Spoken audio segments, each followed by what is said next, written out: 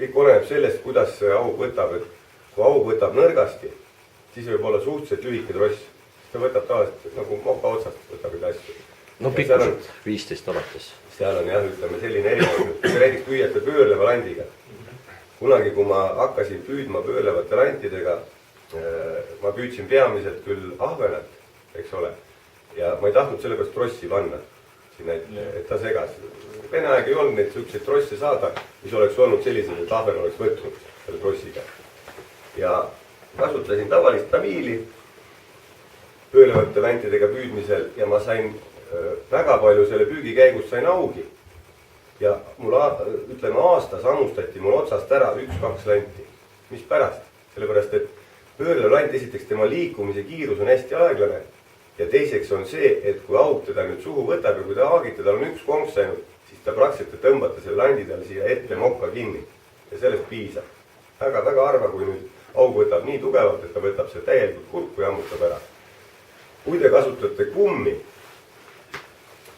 või ka, ütleme, sellised keerulise käiguga lante, nagu on need, ütleme, selle landi suurusest juba tulenevalt väike aug seda iialgi otsast ära ei hammusta. Aga kui tuleb suur aug, siis suur aug võtab ikka ta tervenisti suhu ja tavaliselt hammustab teil ära, kui teil ei ole trossi.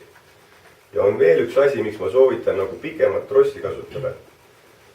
Vaadake, mul on elus on mitu juhust niimoodi, et ma püüan augi ja hakkan nüüd lanti veest välja tooma. Juba näen, lant tuleb juba.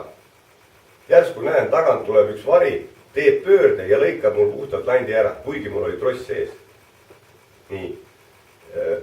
Vaata, kui te olete näinud, röövlinnud ju samamoodi eksivad, kui nad ründavad oma ohvrit, eks ole, panevad palju mööda. Ja samamoodi aug lööb väga palju mööda.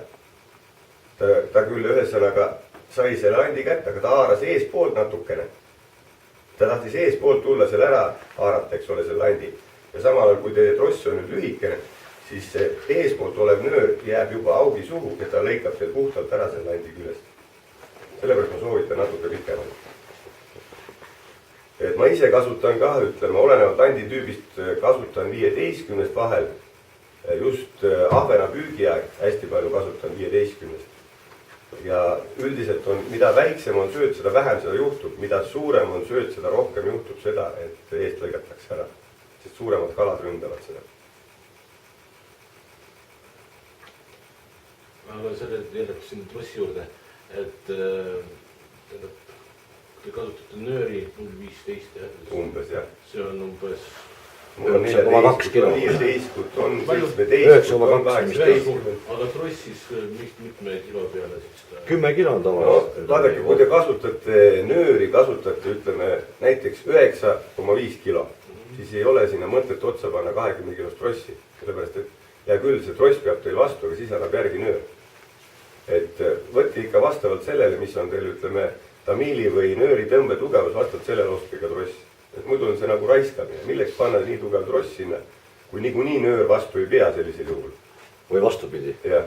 Või jääme nöör ja trossi testama hoopis teine. No siin üks, Igor pani üles siin ühe video ükskord, kus üks külamees oli ehitanud sellise ise tehtud elussööda rakenduse ja ta uhkustas sellega, et tal on hästi tugev traadist väänatud tross, teate nagu Vene aeg olid need lülidega selline tross ja samal ajal ta ütles, et see tross kannatab tal 50 kilo, aga kolmiku pani ta sinna otsa kõige pisema.